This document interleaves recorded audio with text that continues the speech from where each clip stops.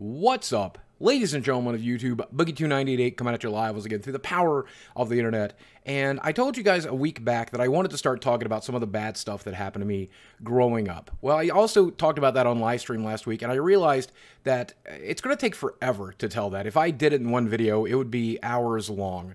So I decided I would start breaking it up. I would do a multi-part series so that you guys can see it. And I thought I would start with one of the most commented things here on my channel and answer the question, what's wrong with my teeth? And before I start talking about this, once again, what basically happened to my teeth is dental neglect. I did not take very good care of my teeth. I don't even really take that good care of what's left of them these days. It's entirely my fault. I'm not making excuses for having really messed up teeth. These are just the reasons this stuff happened, and here's how it happened, and here's what I did. And for those of you who haven't noticed, obviously the top is like all spaced out and goofy and weird, and most of these teeth are fake. They have been replaced with crowns or, you know, dental claps or root canals or things along that lines. And then the bottom row here is practically non-existent. And then they're gapped and jagged and weird too. And I think of your original 32 teeth, I have a whopping 12 or 14 left. Most of these teeth are gone, and I actually pulled most of these teeth myself, or I have broken root tips in the back, and we'll talk about that, how that happened, but let me start at the beginning. But my family history when it comes to teeth has always been dismal. Both of my grandparents had dentures. My mom had dentures. My dad had dentures by the time I was born. My mom was in dentures by the age of 35. So I never really fully understood that. She said that she lost her teeth during pregnancy because she wasn't taking vitamins or something like that, but I don't think that's accurate. I don't think that's how that works, but she definitely did not have her teeth by the time I knew her. Now, I do have a brother who's about 10 years older than me, and his teeth are immaculate, but that's because they put a lot of time and a lot of money and a lot of work into his teeth, including taking him to an orthodontist and getting him braces and making sure that they were straight and narrow, and he was always somebody who really cared about his appearance and was always a very, very fit person, so he definitely has perfect teeth even to this day. My sister, though, she's been in dentures for quite some time. And I don't want to, like, out my sister or anything like that. I will say that she lost her teeth due to trauma. But I don't want to really get into the details of her personal life. But her teeth weren't doing that well by the time that happened anyway, so it was kind of a blessing that she got her teeth replaced. And so the easiest answer with this is what happens when genetically you're not meant to keep your teeth very long and you don't take care of them at all. This is basically what happens. But I do remember as a kid, dental care was not a thing in our house. I didn't own a toothbrush. I didn't have any toothpaste. And when they mentioned it for the first time in like kindergarten or first grade or whenever they started talking about dental hygiene, I remember telling my teacher, well, we don't brush our teeth in our house. Are we supposed to do that? Why are we doing it here? You know, it's something they wanted us to do after every lunch period in our elementary school, and it's something I'd never done. And I remember her having a talk with my mom about that, and to this day, I still don't know. I don't know why that just never really happened. Mom did not care about that, and I was uninformed. The situation was actually so bad that when my adult teeth came in, this tooth right here actually had a cavity in it. A cavity had formed in that tooth up inside of my jaw. I don't know how that's possible. Mom said I fell and I cracked my teeth on the coffee table, and that pushed the baby tooth into the adult tooth or something like that.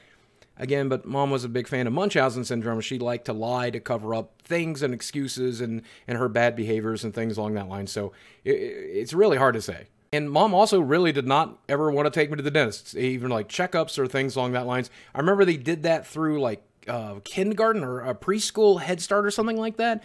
But other than that, I never really went to the dentist as a kid. And this broken tooth, I don't think would have ever been replaced had I not made a very, very stupid mistake a few years after my adult teeth came in. So I love to go to the town pool every year. I would get the season pass, and I would swim 8 hours a day, 5 days a week, 6 days a week. I loved swimming at the St. Paul pool. But they also had a little 3-foot area where you were not supposed to dive. You could dive in any other part of the pool, but you shouldn't dive into the shallow water. And one day, for whatever stupid reason, I dove into the shallow end of the water and I cracked my head on the actual bottom of the pool. And that ended up driving my entire weight, my entire body into my jaw and gnashing my teeth together, cracking and breaking a large number of my teeth. And that created an emergency situation. And if I remember correctly, I think the town of St. Paul did pay a little bit for me to go to the dentist, but we went straight from there to a dentist, and the dentist didn't have enough money to repair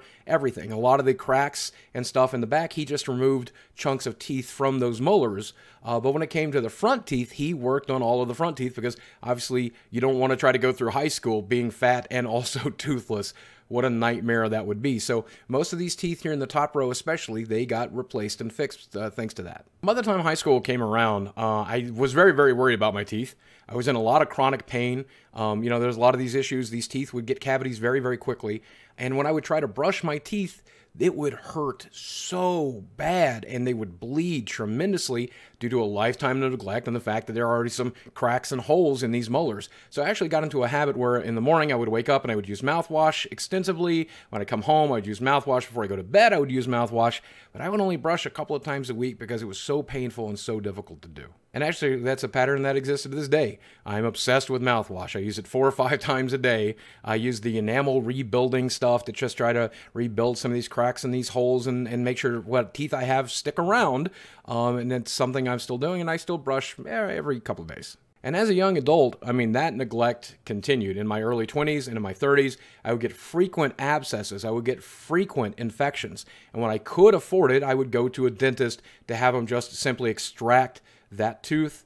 Occasionally, they would try to upsell me on a bridge or a crown, but that stuff could be $2,000, $3,000, $5,000. And during my 20s and my 30s, I was living off of $5,000, maybe $10,000 a year. I couldn't afford a year's payment to save one tooth. And in my early 20s, I did try that once on one of the very first teeth that I had to get pulled. We did a root canal, and it cost, I think, $1,500.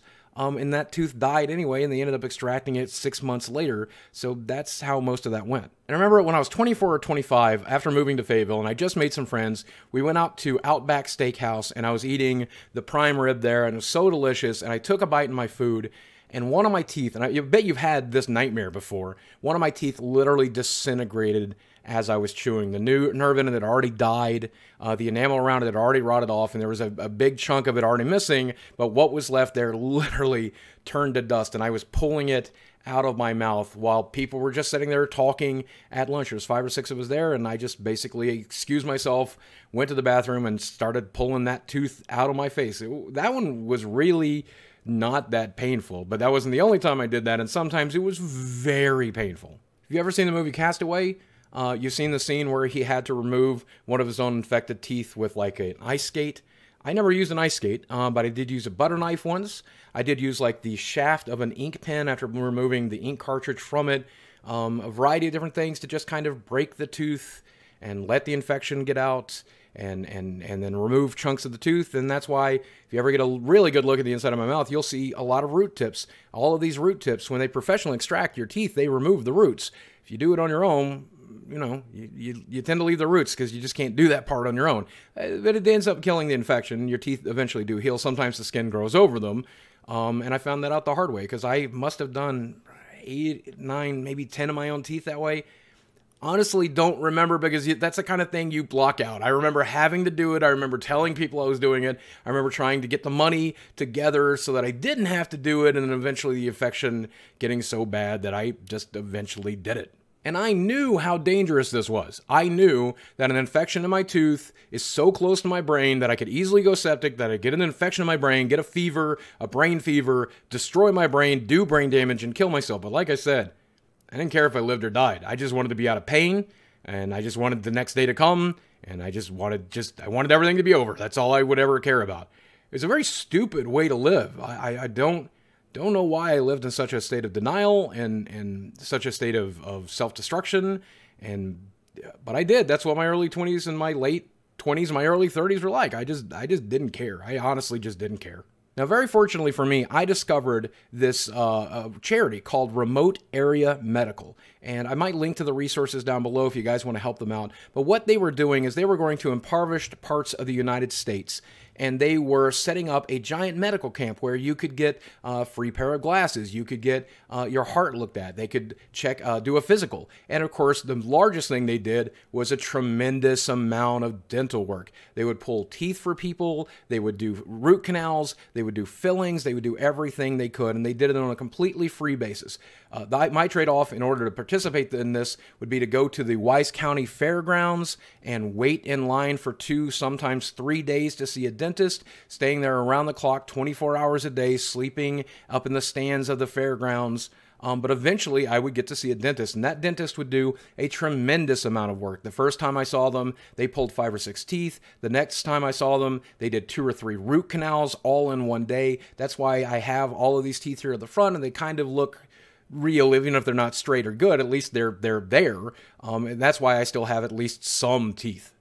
The story about Remote Area Medical, it's a beautiful charity, but it was started by one of the founders of Mutual of Omaha's Wild Kingdom, an old television show that would go out into Australia, they would go out to Africa, and they would take a look at wildlife. And whenever they were traveling through those countries, they would have to try to plan their travels to coincide with the doctor's travels to get their medications, to see a doctor. And so originally that was going to be what they did. They would set up free doctors to go to these remote areas in the outback in Africa to try to see patients, but they realized there was a great need here at home, so they started doing it here in the United States to get access to people who needed healthcare, and they would get hundreds of thousands of people every year. Tens of thousands of people would come to Wise County. Eventually, they would have to start turning people away, and what they did in the United States is almost exclusively dental work. There were a lot of people who, like me, did not take good care of their teeth and then fell through the cracks and had not access to the money or the dental insurance to get their teeth fixed.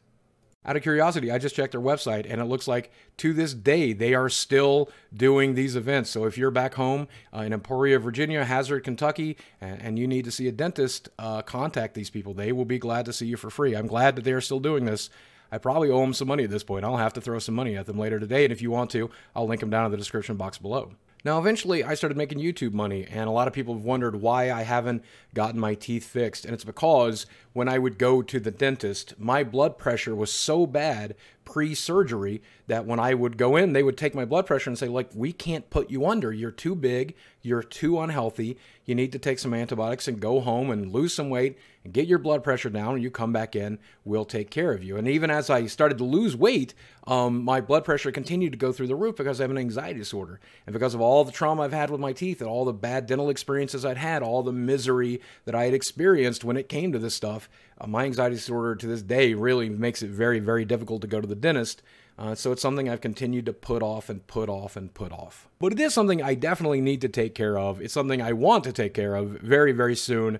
I now finally at a point where my blood pressure is good enough, my health is good enough, my weight is low enough to where I'm fairly certain I can get a dentist to do it. And I don't know, I've always wanted dental implants, but that could be $40,000 or $50,000 to do an entire set of dental implants. I wouldn't go with partial dentures because it's not even really worth keeping the teeth I have in there. So I might end up going with full dentures because it's a much cheaper option. Who knows? Maybe I'll spoil myself, or maybe I'll find a doctor who's willing to work with me and we'll do the dental implants. Hopefully that. But eventually, and hopefully, when I say eventually, hopefully this year sometime, I hope to get my teeth fixed. It's right at the top of the list of things that I needed to do. Primarily, though, the first of the list was lose weight, save my life, keep from dying. And now that I won't die, it's not a waste to put new teeth in. And those are the reasons that happened, but again, there's never an excuse for what I did. I should have taken much better care of my teeth. I should have done a much better job of it. I should have saved up more money. I should have spent less money on stupid stuff and put more money into my teeth and taken better care of them. It's that stupid, fatalistic, suicidal, idiotic attitude I had in my 20s that serves me so poorly. And if you are neglecting your teeth, know that there's no reason to do it. There's no excuse to do it. You just got to do better. Just learn from my mistakes. Do better than I did. I did better than my mom or my dad. I still have some teeth at the age of 44. They had their teeth gone by the time they were 40, so doing better than them, but hopefully you can do better than me. So that's it. There's episode 1 of this Storytime series in which I talk about some of the messed up things that have happened in my life that I've never really shared before, and I hope that you guys have enjoyed it. Let me know what you think about this series. Let me know if you'd like to see more stuff like this, and I got a lot of stories to tell. I told some of them on stream the other night. They're not going to be fun or happy stories, but hopefully they'll be interesting, and hopefully we can both learn a lot from sharing those stories. So hopefully we will. Guys, as always, thanks for watching. I love you very much, and I'll speak with you again soon now. Go brush your teeth.